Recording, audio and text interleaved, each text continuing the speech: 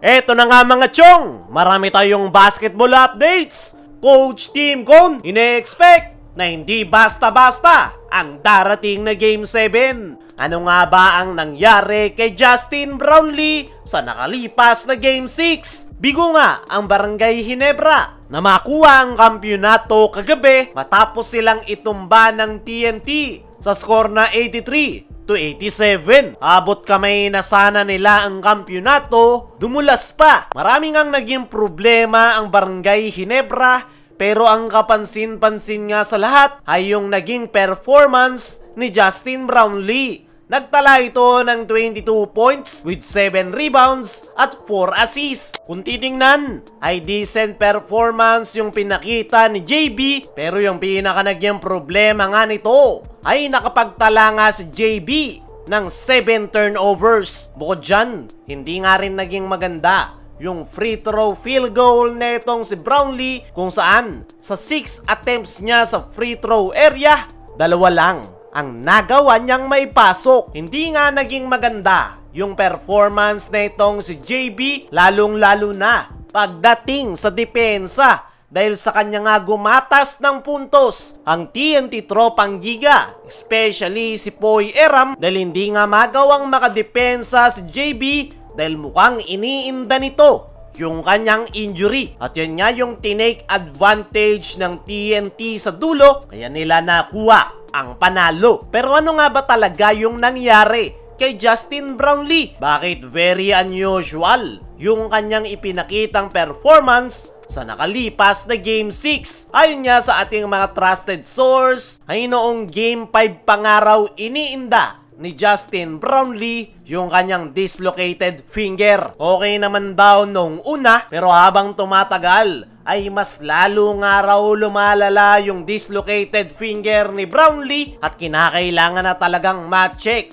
ng hand specialist yung kanyang kamay para masimulan yung kanyang recovery. Hanggang sa ngayon nga mga chong, hindi pa rin talaga personal na na-check ng hand specialist ang nasabing Ginebra resident import simula ng tamaan ito ng injury. At possible nga raw na lumala na yung injury ni Justin Brownlee dahil ilang araw na nga ang nakakalipas noong ma-dislocate yung kanyang daliri at tuloy-tuloy pa rin yung kanyang paglalaro. At yun na nga yung nangyari sa nakalipas na Game 6. Talagang puso at never say die attitude na lang ang pinapairal netong si Justin Brownlee. Ginawa pa rin ito yung kanyang best para makatulong pagdating sa opensa. Nagtala pa ito ng mga crucial baskets. Ang kaso nga lang, hindi na siya makatulong pagdating sa depensa. Hindi niya nga magawa yung kanyang mga block shots nang dahil sumasakit nga yung kanyang injury. Hindi na rin maawakan ng maayos ni JB ang bola. At yan nga yung dahilan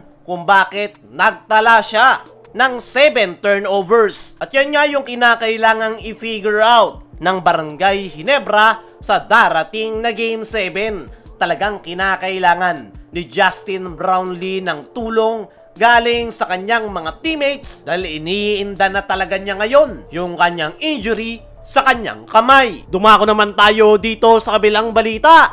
Coach Tim Cone, ine-expect na hindi basta-basta ang darating na Game 7. Matapos ngang mabigo ang Barangay Ginebra na makuha ang kampyonato sa nakalipas na Game 6, ay para kay Coach Tim ay wala nga daw silang panahon para magsisihan at kailangan nga raw nila agad mag-focus sa paparating na winners take all Game 7 at hindi nga matatawag na winningest coach in PBA. Etong si Coach Tim Cone nang wala lang. Marami na ngang ipinanalong Game 7 finals si Coach Tim at kinakailangan niya nga yang gawin ulit sa darating na Biyernes. At ayon nga mismo kay Coach Tim sa kanyang naging latest interview ay hindi nga raw magiging basta-basta ang paparating na Game 7. Mahirap nga raw yung magiging preparation, especially kapag galing sila sa talo. Pero panigurado, gaano man kahirap ang paparating na Game 7, ay alam nga ni Coach Tim kung ano ang kanyang gagawin. Nabanggit nga ni Coach Tim na mahirap nga raw yung paparating na Game 7. Galing nga raw sila sa talo at malaking challenge nga raw para sa kanyang koponan yung kanilang magiging adjustment dahil meron nga lang daw silang isang araw para makapaghanda. Inamin nga rin netong si Coach Tim na para daw talaga sa TNT ang Game 6. Maganda raw yung ipinakita ng kanyang koponan pero mas better performance raw yung ipinakita ng TNT Tropang Giga. At yan nga raw yung kinakailangan nilang magawa ng paraan sa paparating na Game 7. Para sa akin mga chong, ay kung meron mang mas nakakalam kung ano ang gagawin sa darating na Game 7 ay walang iba kundi etong si Coach Tim Cone. Gaya ng sabi natin kanina, hindi nga siya matatawag na winningest coach in PBA nang wala lang. Napakarami na nga nitong pinagdaanan, kaya naman alam na ni Coach Tim kung ano yung kanyang gagawin at adjustment para sa kanyang kupunan sa darating na Game 7. Paniguradong makikita na natin ang huling alas na ilalabas nitong si Coach Tim dahil paniguradong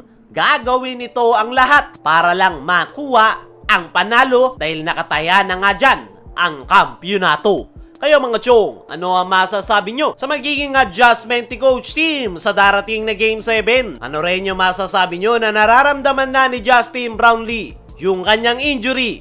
I-comment mo lang dyan sa ibaba.